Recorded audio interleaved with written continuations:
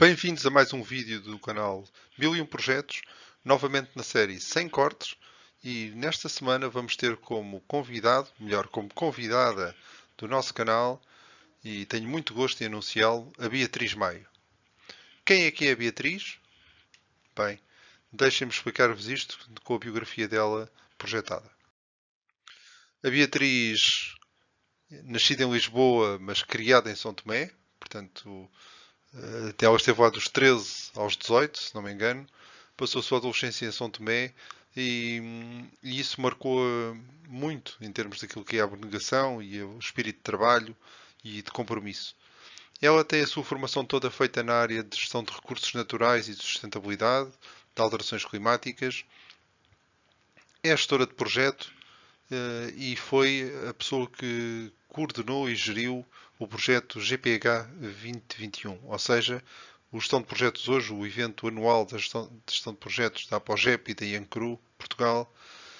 Foi um trabalho de vários meses e a entrevista de hoje é para refletirmos um bocadinho sobre estes dois eixos da Beatriz. O primeiro, sustentabilidade, gestão de recursos naturais e aquilo que é o futuro por via das políticas responsáveis que todos temos que ter a esse nível, os comportamentos responsáveis. E por outro lado, a construção do futuro através da gestão de projetos e o exercício que foi para ela o gerir um projeto tão complexo que envolveu mais de 55 oradores, mais de 20 horas de emissão, pessoas oriundas de 10 países. Foi de facto um desafio para todos e ela está de parabéns pela forma como coordenou a equipa. Ela não se coíbe também de dizer que tem duas coisas curiosas, pelo menos, que partilhou connosco. Uma delas é que tem a tendência de comer azeitonas aos pares e ela diz que é porque as azeitonas fazem mal e ela desde pequena que diz que quando comia duas era como se uma anulasse a outra. E a outra é que todos os anos muda a mão com que usa o rato para estimular o cérebro e também para evitar as tendinites. Digo eu que sou um bocadinho mais velho do que ela. Vamos à conversa. Olá Beatriz, obrigado por teres aceito este convite para vir ao 1001 Projetos. Estou muito contente que tenhas vindo, primeiro porque nós não nos conhecemos pessoalmente, mas já trabalhamos há 8 meses juntos. Em segundo lugar, porque durante estes 8 meses a tua energia foi contagiante. Portanto, já vamos perceber um bocadinho mais porque a meio da conversa. Queria partilhar contigo as duas regras que temos aqui no canal.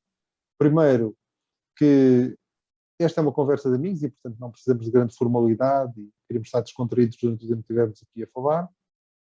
E, em segundo lugar, que o que sair é o que vai para o ar, porque não vai haver cortes e, portanto, queremos que seja autêntico. E conheço-te como uma rapariga autêntica e acho que vai ser giro esta conversa, até porque vamos explorar alguns temas que nunca foram explorados aqui no canal. Bem-vinda. Obrigada pelo convite. E vamos lá, isto aqui de sem cortes traz aqui uma pressão acrescida, mas vamos ver. Sim, senhor. Olha, eu começava com a pergunta que normalmente faço aos meus convidados, que é: qual é que é a melhor forma de escrever a Beatriz? Olha, devo dizer que talvez irrequieta por natureza, mas com alguma necessidade de calmaria. Ou seja, dou por mim muitas vezes envolvida em projetos, quer pessoais como profissionais, estou sempre a mil, costumo dizer estou sempre a mil e as pessoas dizem estás sempre a mil, mas cada vez mais com aquela sensação de que também me sabe bem estar no terraço, a apanhar sol, mas, ou seja, tenho esta dualidade, digamos assim. Mas se perguntas à minha irmã, ela diz já uma coisa qualquer diferente. E já não havia. Essa parte de apanhar sol é a tua costela santomense, não é? Oh pá, isso é que é. Um solzinho é bem bom. Faz maravilhas para o resto do dia. É verdade, recarregamos energia. Olha, sabes, eu não resisti e fiz aquilo que toda a gente faz, que é escarafunchar o LinkedIn das outras pessoas, não é? Aqui há uns anos era o Facebook, mas o Facebook caiu em desuso e agora escarafunchamos o LinkedIn. E googlamos e que tal? pessoas. É assim, achei muito interessante porque tu de facto não paras quieta. São os 1000 projetos, não é? O teu LinkedIn mostra muito isso. E uma coisa que eu achei muito interessante foi que tu desde a licenciatura, que pegaste no tema dos recursos naturais, da gestão de recursos naturais, foste para as energias renováveis, fizeste um Master em Gestão de Projetos, que acho que foi a decisão mais sábia que tomaste na vida. E depois, apesar de ainda seres muito nova, não é? Então, em comparação comigo, extraordinariamente nova, já tens uma experiência muito relevante na área de projetos para lidar com alterações climáticas, com cidades inteligentes, com sustentabilidade, e isso é muito interessante. Se eu colocasse aqui o meu chapéu de Presidente da Câmara, deixa-me bater aqui na madeira, que é uma coisa que espero que nunca aconteça, ou de CEO de uma empresa a operar em Portugal, não é? E também é uma coisa que parece que é difícil, porque alguns deles acabam nas notícias. E se eu tivesse o objetivo de tornar a minha empresa, o meu município mais sustentável, que pistas é que me davas? Conselhos? Por onde é que eu devia começar? Consegues-me ajudar? Olha, aqui um lado meu comercial, mas diria que em primeiro lugar contactar a empresa onde trabalho. Estavas a dizer muito bem.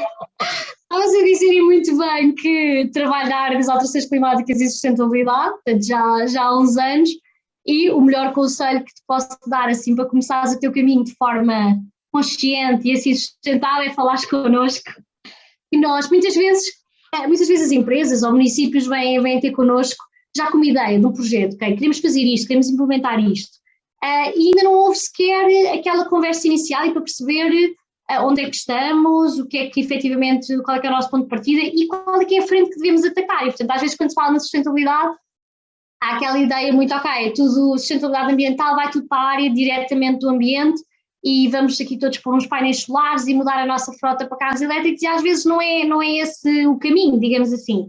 E por isso o primeiro passo diria que é conversar e discutir aqui alguns pontos com quem está mais dentro da área e perceber efetivamente onde é que estamos, que muitas vezes as empresas também não estão assim tão mal, outras estão ainda a começar agora o caminho, mas este entendimento, este conhecimento de qual é que é aqui o meu ponto, o meu estado atual em várias vertentes na área da sustentabilidade é aqui o ponto fundamental.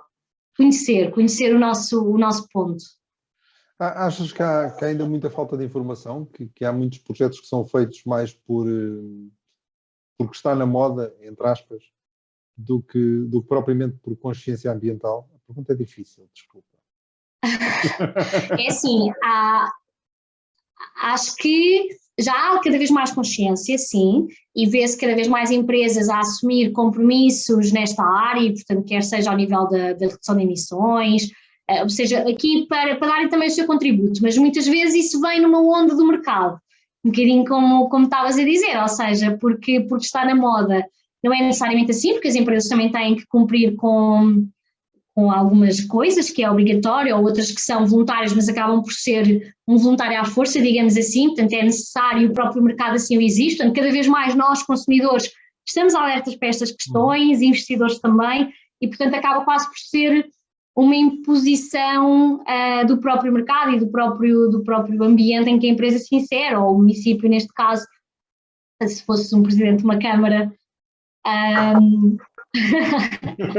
mas já sabes, se fores presidente da Câmara, podes falar connosco. Os municípios têm um papel muito importante aqui também. Podes dizer o nome da empresa, não estamos proibidos de dizer nada. Podes dizer o que quiseres. É a UI, podem falar com a UI, nós temos um departamento de Climate Change que está apto para ajudar empresas e municípios neste caminho, é um caminho muito importante. E que estamos a fazer, estão cada vez mais empresas a fazê-lo e a procurar ajuda para o fazer. Isso vê-se mesmo, há empresas que chegam e dizem, ok, não sei o que é que é de fazer, se quero tornar a minha atividade mais sustentável e com o menor impacto negativo e com o maior impacto positivo, o que é que vamos fazer? E depois trabalhamos em conjunto nesse caminho. Boa. Quando falamos em sustentabilidade e quando falamos em clima e quando falamos em tudo isso, estamos sempre a falar num horizonte médio e longo prazo. O desafio que eu te fazia era, se nós olhássemos no futuro a médio e longo prazo, longo, ou se calhar muito longo prazo, a 20 anos, achas que vamos conseguir já ter diferenças significativas em termos climáticos no mundo onde vivemos? Ou fazendo a pergunta de outra forma, achas que os projetos que estamos a fazer são a resposta adequada para o desafio que temos? ou ainda nos falta fazer alguma coisa? Daqui a 20 anos, espero pelo menos que já estejamos todos mais conscientes desta crise climática, que ainda vamos estar a atravessar, não é? E muito provavelmente mais agravada, e portanto sabemos que isto, como estavas a dizer, olhamos estes temas do clima são a médio e longo prazo e portanto as coisas que fazemos hoje enquanto sociedade vão ter um impacto ao longo, os efeitos vão surgir daqui a uns anos, portanto não é amanhã, não é depois de amanhã, portanto terá aqui um tempo prolongado.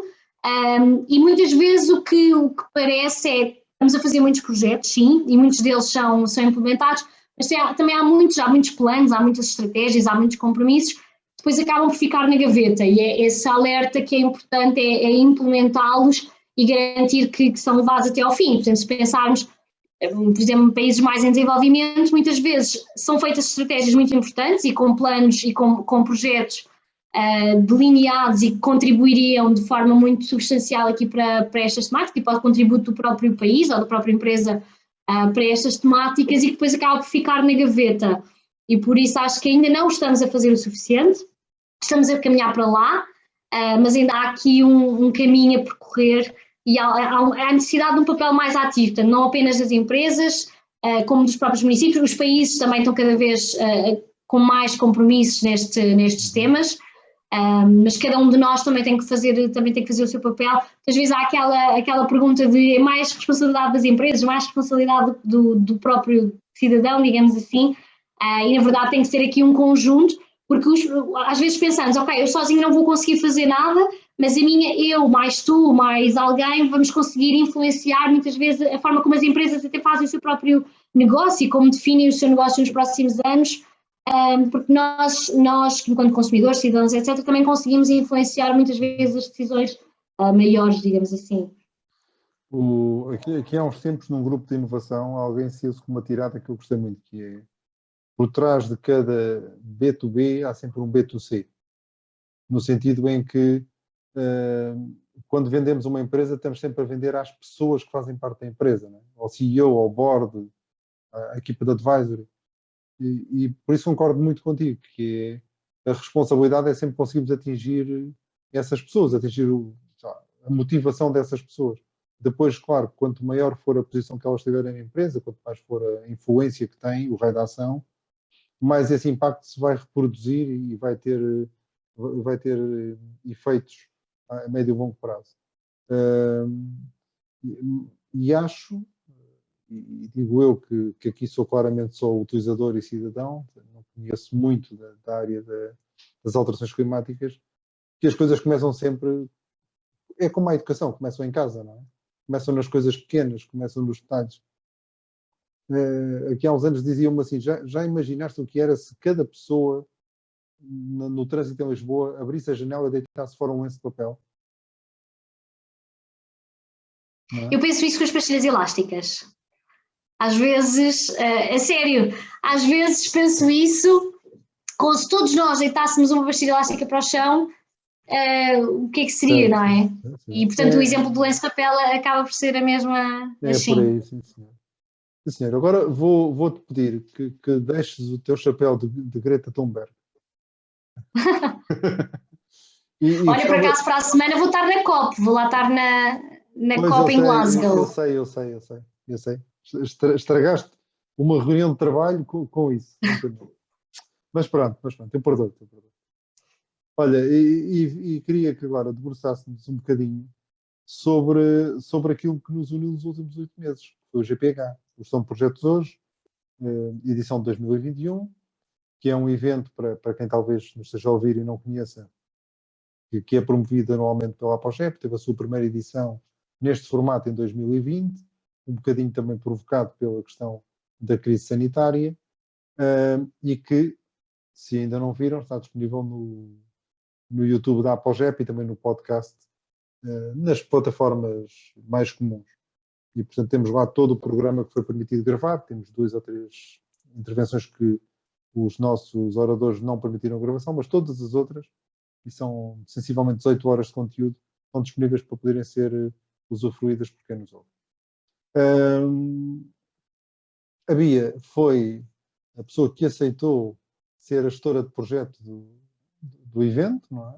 O evento que foi, achamos nós como direção da Apogep, um sucesso a todos os níveis, em termos de imagem, em termos de comunicação, em termos de conteúdos, em termos de organização, e portanto a equipa está toda de parabéns, mas especialmente Tobias está de parabéns.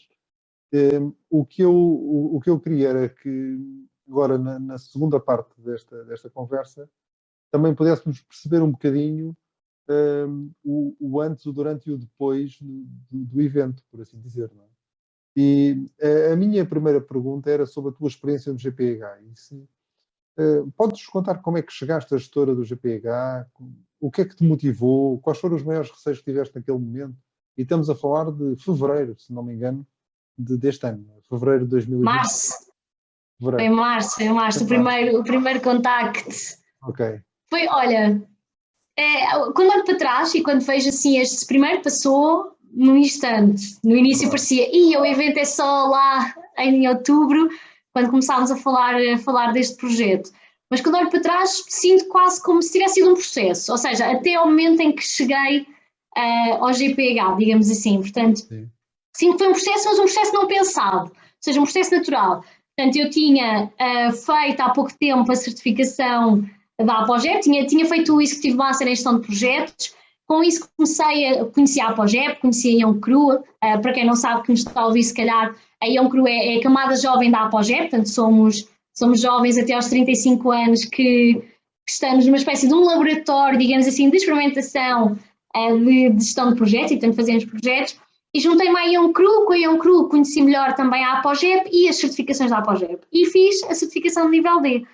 E pouco tempo depois surgiu esta oportunidade, este convite para ser a gestora de projeto do GPH, e na altura lembro-me que estava numa conversa com o Rui, o presidente da Yoncru, e com outra colega, e estavam 2 projetos em cima da mesa, e quando o Rui falava dos projetos eu pensei, este GPH, gostava mesmo de fazer este GPH.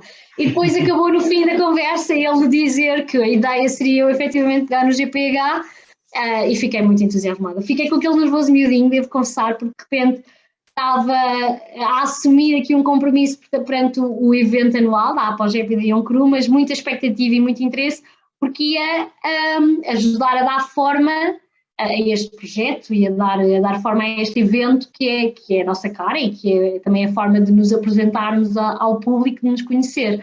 E portanto foi assim um misto de muita expectativa e muito interesse e entusiasmo, com aquele nervoso miudinho de e se não estiver bem à altura. Houve assim alguma coisa que te preocupou em particular? Alguma coisa que tu achasses que podia potencialmente ter maior risco nessa fase em que estavas a pegar ainda no projeto?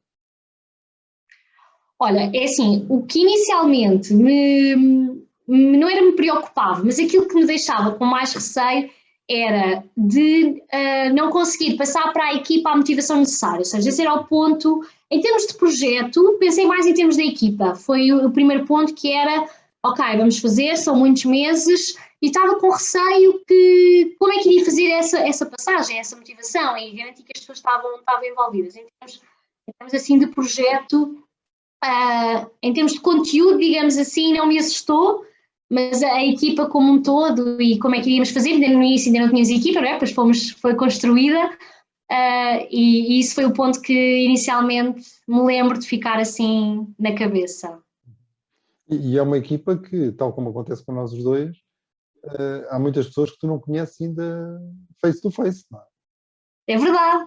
É verdade, aliás, eu a única pessoa que só conheci uma pessoa, pessoalmente, portanto, quando o projeto começou, que fez comigo o Executive Master, de resto não conhecia ninguém pessoalmente, e é interessante ver que ao longo destes meses todos criamos uma espécie de uma relação quase como se nos conhecêssemos, não é? Nós, um tempo depois, uns meses depois, uns 6 ou 7 meses depois, encontrei-me com algumas das pessoas da equipa e parecia que nos conhecíamos e que costumávamos estar no escritório regularmente.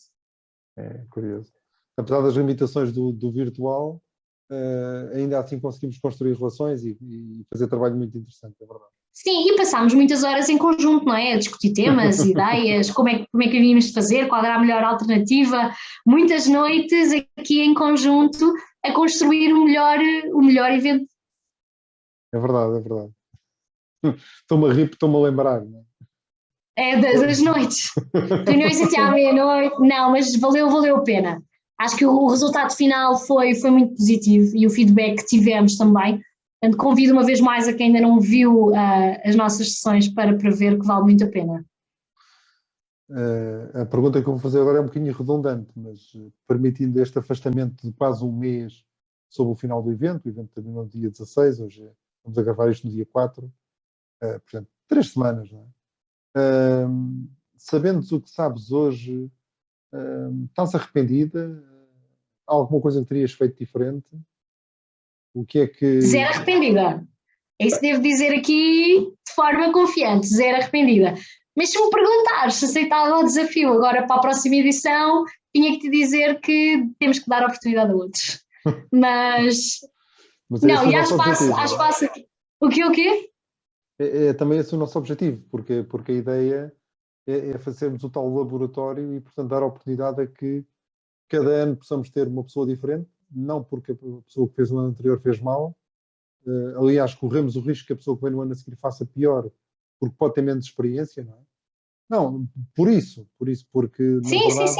Não, mas isso é um ponto também interessante e é bom, que a equipa tinha, portanto, éramos à volta de 14 e todos com experiências diferentes, quer de background como mesmo de experiência profissional. Portanto, havia gestor de projetos mais que na sua atividade profissional fazem gestão de projeto de uma forma já mais madura, digamos assim, e outros, por exemplo eu, mais jovens, que estamos agora a lançar a nossa carreira nesta área, e foi muito interessante ver que todos contribuíram com a sua experiência e que suportaram aqui um projeto e um caminho, e eu muitas vezes também me surgiam questões e senti esse apoio. Portanto, acho que estavas a dizer, corre o risco de fazer pior por ter menos experiência, mas não assustar aqui quem pode vir a ser o gestor de projeto da edição 2022, porque houve aqui uma rede de suporte e, portanto, havia sempre, era necessário fazia questões, e eu fazia muitas questões e perguntava essas coisas e tinha esse suporte, e, portanto, acho que é muito importante também perceber isso. Quando eu estava a dizer isso, e ainda bem que fizeste esse comentário também para densificar, tem a ver com uma questão que é, normalmente nós, quando estamos a fazer um projeto e a pessoa que faz o segundo projeto do tipo, beneficia da experiência que teve no primeiro, não é? A nossa aposta que é de termos um laboratório, a expressão que tu usaste é muito feliz, na IAMCRU, em que permitimos que os mais jovens façam gestão de projetos acompanhados, com rede, e isso leva-nos a que cada ano exista um processo de aprendizagem, que é diferente de ano para ano. E se correr um bocadinho pior qualquer coisa, e isso não é um sinal de que estamos a recuar ou que está a correr mal, é um sinal de que as pessoas têm que ter espaço para errar e têm que ter espaço para que as coisas corram menos bem. É mesmo assim, não é? Aquela coisa que às vezes temos de cultura em Portugal, de que tem que ser tudo perfeitinho, porque se alguém fez alguma coisa e pisou o risco, é terrível. É uma cultura que não queremos ter no país e que eu acho que não temos na Apoget. E acho que até é uma cultura limitante ao próprio desenvolvimento, seja em que área for. É verdade. E, portanto, às vezes as pessoas podem olhar e dizer assim, o evento do ano passado correu tão bem, eu agora não quero ser o gestor de projeto porque eu, se calhar, não vou conseguir tão bem. Não há problema, não há essa expectativa. Quer-se que cada ano o projeto corra bem, obviamente, o melhor possível, e faremos tudo para que seja o melhor possível. O evento seja todos os anos o mais espetacular em termos de informação e de valor, mas é um processo de aprendizagem e cada um aprende da sua maneira e cada um cresce da sua maneira e gera a equipa da sua maneira e traz vicissitudes diferentes de caso para caso. Portanto, as expectativas são sempre as melhores, mas sem stress, não é? Mas estamos a falar aqui... Exato, e acho que só um ponto que acho que o importante é abraçar estes projetos com tranquilidade e abertura e a perspectiva de aprendizagem, e isso faz muito, torna mais positivo. Olha, muitas vezes aprendemos com as dificuldades, não é?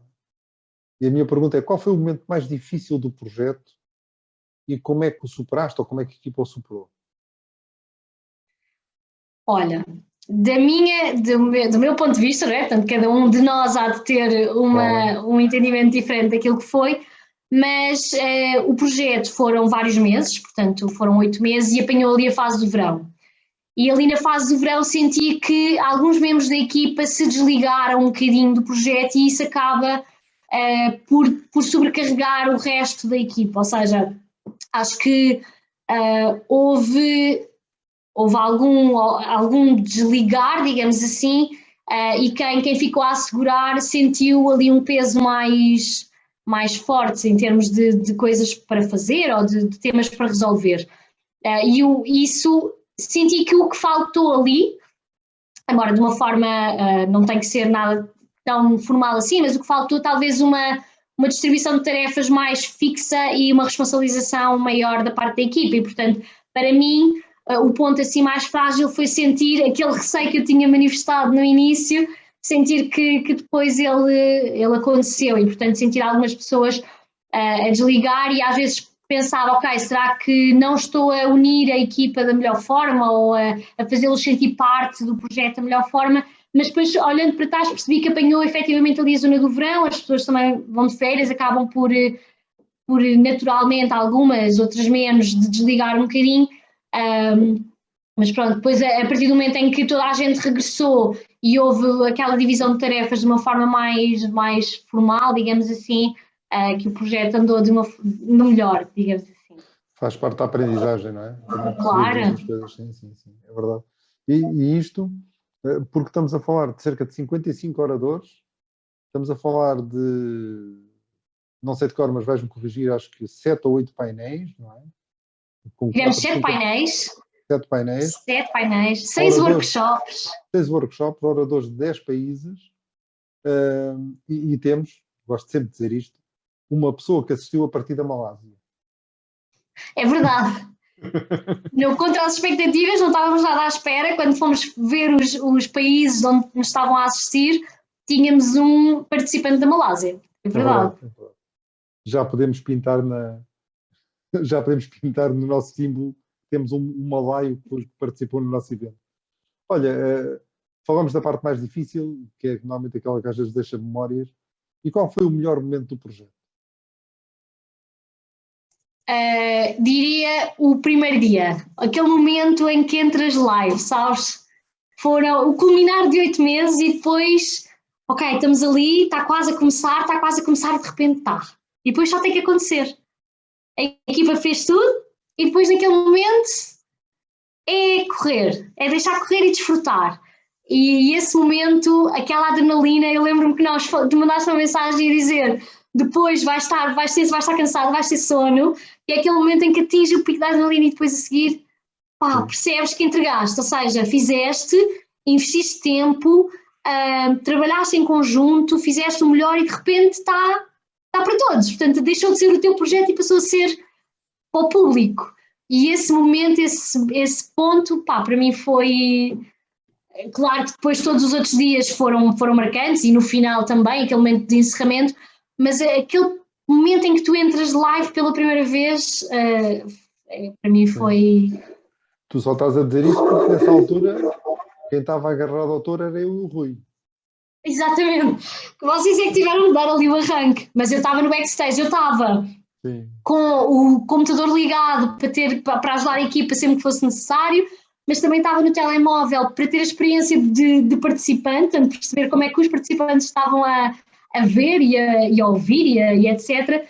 E, portanto, estava aqui no backstage, digamos assim, mas estava super com uma adrenalina ao máximo. Sim. Eu percebo, também já lá tive. Olha, em princípio, dia 28 vai cair a cortina sobre o projeto, vamos fazer a reunião final, era para ser esta semana, mas não foi possível, não é? Mas fazendo aqui um balanço pessoal sobre o evento e sobre e em particular sobre a experiência da gestão do projeto, que teve tantos desafios, não é? E foi tão intensa, porque muitas vezes quando nós falamos em organizar um evento destes, quem está de fora não percebe a intensidade e não percebe como o primeiro trimestre é razoavelmente sossegado, mas a partir do primeiro trimestre é velocidade furiosa 10, não é sempre a acelerar. Sim, eu disse uma frase na minha quando entregámos o último dia, portanto o projeto ainda não acabou, como estavas a dizer, no dia 28 de novembro vai ser o fecho, portanto vamos ter a nossa reunião presencial, vamos nos conhecer, mas vamos fazer aqui também um ponto fundamental que é as lições aprendidas e refletir um bocadinho. Mas quando fiz uma publicação no LinkedIn de fecho de evento, digamos assim, escrevi uma frase que me saiu na altura e que foi a frase que me resumiu o evento, que é organizar um evento online, como estavas a dizer, às vezes as pessoas não sabem o que é que está por trás, mas é muito mais do que juntar alguns oradores e criar links para salas virtuais onde as pessoas entram e assistem a alguma coisa. Portanto, é toda uma equipa que esteve aqueles 8 meses a trabalhar com um objetivo comum de entregar o melhor evento de um projeto em Portugal e, portanto, esse era o nosso objetivo, cumprimos, portanto, estamos satisfeitos, mas é isso mesmo, ou seja, não é só o que se vê, que naturalmente todos os projetos têm muita parte por trás, mas acho muito importante que realçar isso, ou seja, teve toda uma equipa, nem todos os membros da equipa, se calhar o público viu ou souberam quem era, mas houve aqui muita gente a trabalhar e a dedicar o seu tempo para este projeto. Sim, eu no fecho até falei de uma pessoa que normalmente não aparece nas câmaras, que é a Eduarda, não é? Que é a nossa secretária-geral e que é a nossa formiguinha que trata de centenas de coisas todos os dias e que é uma pessoa que tem menos visibilidade e que a quem devemos muito. Não é? E estou apenas a dizer um exemplo, na direção, também teremos umas quantas pessoas na equipa de projeto na mesma situação. Sim. Há sim alguma lição aprendida que tenhas levado deste projeto, desta experiência e que queiras partilhar? Durante o projeto, olha, devo dizer, para introduzir esta lição aprendida, descobri o meu animal tótem. Percebi que o meu animal tótem é um polvo. Olho para mim e penso, ok, é um polvo. Porque tive em muitas frentes e, portanto, fazia parte também da minha função, mas estive em várias frentes e levo essencialmente com isso, ou seja, de perceber esse polvo, algumas coisas também do que não fazer e perceber que o projeto não somos só nós e, portanto, temos que perceber que todos os membros da equipa têm o seu papel e têm a sua responsabilidade e que devem ter o seu espaço e que as coisas acontecem e, portanto, não é necessário ser demasiado incisivo em determinados temas. Levo essencialmente algumas coisas do que, obviamente, do que também correu bem, mas de coisas a não repetir, não é? Ou seja, projetos para a frente, pessoalmente, coisas que não quero repetir, mas depois também a nível profissional percebi que há coisas e dinâmicas de equipa que funcionam melhor, outras que funcionam pior, também as dinâmicas são todas diferentes dependendo das pessoas que temos na equipa em determinado projeto, mas eu tive a oportunidade de interagir com um coach, o Joaquim Matos, ao longo do projeto, e ele disse uma frase, quando nós estávamos a ter as nossas primeiras sessões, ele disse uma frase muito que me ficou, e que resume um bocadinho, às vezes, a exigência excessiva que pomos num projeto, essencialmente na fase de planeamento, e ele disse que temos que perceber que nenhum plano resiste ao primeiro contacto com a realidade.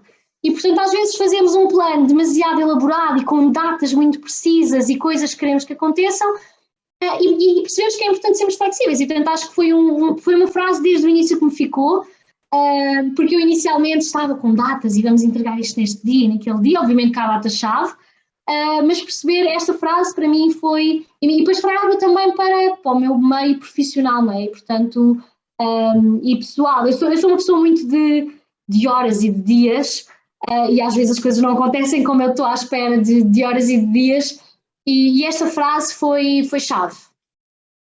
Muito bem, muito bem. Então, já falamos aqui que teremos outro estudo de projeto para o GPH 2022, não é? Faz parte da nossa estratégia. Que mensagem é que queres dar ao teu sucessor? Ou à tua sucessora, não é?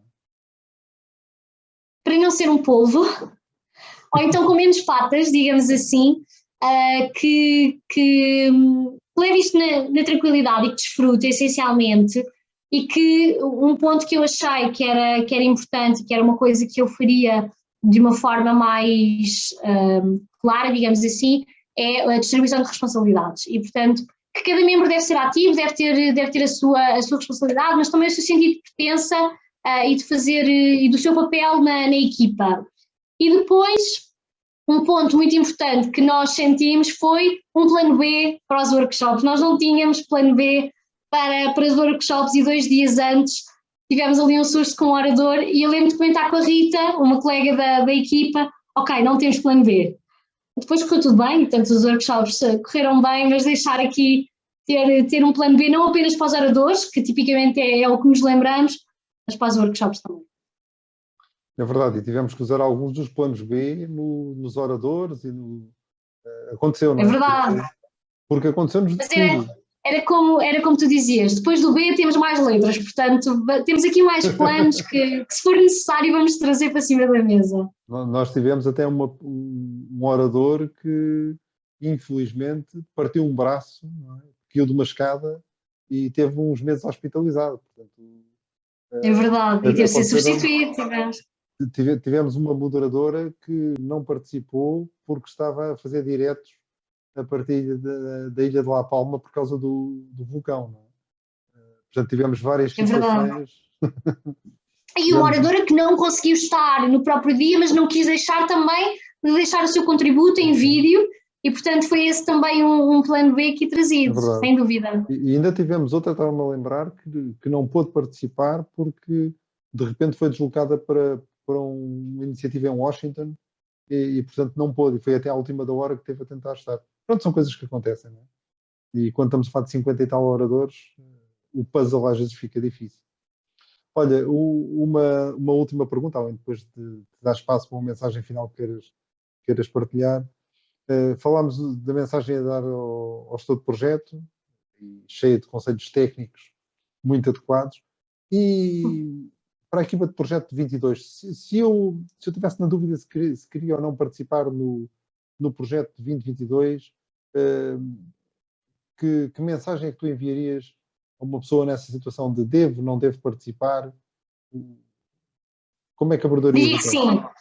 Diria que sim. É uma oportunidade para conhecer pessoas no meio e, portanto, aqui também para a oportunidade de networking, mas, por cima de tudo, para testar, experimentar e fazer parte de um projeto, como estávamos a falar, num laboratório, num ambiente, digamos, que controlado, mas é um projeto real e que tem aqui um impacto importante para nós, quer ao nível da Apogep como da Young Crew, mas a nível pessoal desenvolvem-se algumas capacidades ou trabalham-se algumas capacidades que eu acho fundamental, tanto tudo que tem a ver com gestão de tempo, portanto todos nós temos a nossa profissão e depois temos o tempo que dedicamos a este projeto, e isso são gestão de tempo, gestão de stress, são coisas que eu acho que é fundamental, e se formos testando isso ou formos aproveitando estas oportunidades para nos desenvolver também enquanto pessoas e profissionais, e portanto até o interagir com o outro com entendimentos diferentes ou com personalidades diferentes, conforme está diferentes, acho que é aqui uma oportunidade brutal para quem quer participar. Eu agradeço o convite e agradeço o facto de terem apostado também em mim e depois na equipa que construímos. Só deixar aqui uma nota que eu também achei importante, e aqui pegando outra vez numa frase que o meu coach também partilhava comigo, quando falava com ele sobre aquela minha preocupação de a equipa poder desligar-se ou perder a motivação, porque nós somos voluntários e, portanto, é do nosso tempo extra, digamos assim, fora a nossa atividade profissional e pessoal, também temos cada um de nós tem a sua família, tem o seu desporto, as suas atividades. E ele disse uma frase que também me ficou e na verdade é a forma como eu encaro estes projetos e como encaro todos os projetos em que me envolvo. Neste caso agora referente aqui a voluntariado, mas ele disse que estes projetos só são voluntariado até começarem. A partir do momento em que começam, é um projeto, ponto. E temos que nos dedicar e temos que estar e temos que participar da melhor forma que conseguirmos e com a nossa disponibilidade e interesse. Por isso, para a equipa, dediquem-se, é ótima, a sensação no fim é brutal, aquela de conseguimos, está feito. Há pessoas, quando começamos a ver os comentários nas caixas do evento, parabéns, excelente painel, muito interessante, pessoas que nos contactam depois via e-mail, a tirar uma questão, a fazer uma pergunta, percebes que conseguiste e que chegaste, e é uma oportunidade muito boa. Eu tive um feedback curioso de uma pessoa com quem tenho alguma relação e que assistiu ao painel de terça-feira sobre a saúde, e que depois assistiu aos outros todos, que disse: não, eu não conhecia, é espetacular, os outros assuntos nem me diziam muito, mas eu não quis perder nenhum, e portanto assistiu a todos os outros, não é? E, Sim, por portanto, acaso é uma coisa muito boa que nós construímos um programa, perdão, construímos um programa com vários temas e, portanto, chegava a um público grande de vários temas, tanto da saúde, como estavas a falar, da construção, dos próprios projetos centrados nas pessoas, de investigação e desenvolvimento, e por isso conseguimos aqui construir um programa que chegasse a tocar em cada um de nós em algum momento, digamos assim. sim, é verdade. Eu pensei que também, estavas a falar de alguns exemplos, eu acho que um dos que correu melhor e que tocou mais, eu gostei muito de todos, e pronto, como era também um bocadinho pai de alguns deles, não é? Obviamente que olhamos sempre de forma diferente, mas o painel sobre o desporto, com o Ginásio Clube de Portugal, com o atleta Marco Fortes, com até uma forma de comunicar um bocadinho diferente, com os psicólogos do Sporting, foi muito tocante, e até já recebemos os parabéns de pessoas da estrutura do Sporting.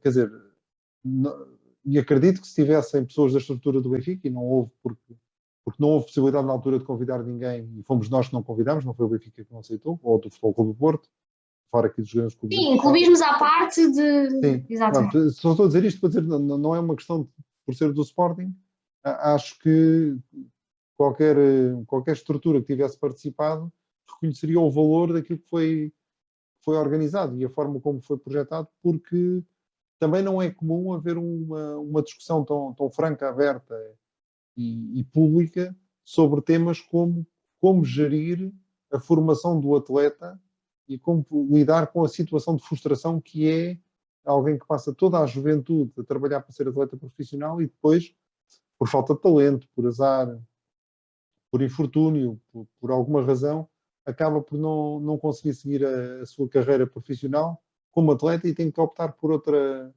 qualquer atividade, não é? E acho que foi muito interessante. Bia, acho que estás francamente de parabéns. Acho que a equipa está francamente de parabéns. Já te disse isto em off e repito agora em on. Acho que foi um trabalho titânico. Foram muitas semanas, muitas horas, muitas coisinhas para tratar, muitos convites feitos a oradores, muita discussão sobre como é que tinham os seus painéis. Eu acompanhei o projeto do início ao fim e, portanto, sei bem do que é que estou a falar e do exercício que foi feito e do vosso desempenho. Portanto, os meus parabéns. Deixava-te espaço para uma mensagem final, se quiseres dizer mais alguma coisa. Opa! Bem, primeiro deixa-me agradecer o convite, uma vez mais, a toda a direção da Apogep e também da Young Crew para abraçar este projeto. Foi muito enriquecedor e, portanto, agradecer uma vez mais e a toda a equipa que fez com que isto fosse possível e a todo o apoio que tive, por exemplo, de ti que estavas a dizer que acompanhaste o projeto do início ao fim e foi fundamental, portanto, agradecer. E agora, uma mensagem final, deixa-me cá pensar, aqui para fechar. Não sei, mas dizer que é bom fazer projetos, sejam eles de que natureza forem, não é? Tanto quer mais pessoais ou profissionais. A gestão de projetos está presente em todos, às vezes não damos conta, mas até no nosso dia-a-dia estamos a fazer a gestão de projetos, dos nossos projetos de dia-a-dia. E é bom envolver e participar e ter esta oportunidade também de dar o nosso cunho pessoal a cada um destes projetos e deixar aqui esta mensagem. Eu gosto muito de gestão de projetos e, portanto, daí estar também a fazer o meu caminho neste tema, nesta temática. E, portanto, queria só deixar aqui um agradecimento e uma palavra a todos os futuros gestores de projetos, que já os são e os futuros. Temos aqui também tivemos jovens no nosso evento, portanto serão a próxima geração de gestor de projetos, a dizer que há aqui muitos projetos para fazer. Bia, obrigado pelas tuas palavras, pelo teu entusiasmo, pelo teu trabalho. Obrigado também por teres aceito roubar mais um bocadinho da tua noite, mais um dia, para termos esta conversa, que acho que foi espetacular. Obrigado por tudo e um beijinho. A conversa que tive com a Beatriz foi das mais entretidas e uma das mais interessantes que já tive neste canal, do ponto de vista pessoal, porque eu, como o owner do projeto e como presidente da Associação Portuguesa de Gestão de Projetos, pude viver aqueles momentos e a perceber-me das dificuldades e das dores que a equipa teve ao longo dos 8 meses de trabalho. E eles estão de parabéns e quero dizê-lo novamente. Deixo aqui 2 reptos. O primeiro, se estiverem interessados em usufruir deste ambiente seguro que é a Iancru e que é a Apogep, no sentido de ganhar experiência em gerir projetos, juntem-se a nós. Vão ao nosso site www.apogep.pt. Existe a hipótese de fazerem sócios e de poderem ingressar nesta comunidade. O segundo desafio é um desafio que vos venho lançando já há várias semanas. É que possam ver outros vídeos no canal e estão a aparecer algumas sugestões agora no ecrã e que também possam subscrever o canal e assim receber notificações sempre que saia um vídeo. Tem saído à hora de Portugal todos os domingos às 15 horas. Portanto, diria que às 11 de Brasília ou às 17 de Maputo, às 15 também em Luanda. E estou certo que gostaria de ter também o vosso feedback, porque esse feedback e essa ajuda em termos de pontos a cobrir, a analisar, são sempre importantes para melhor direcionarmos o canal.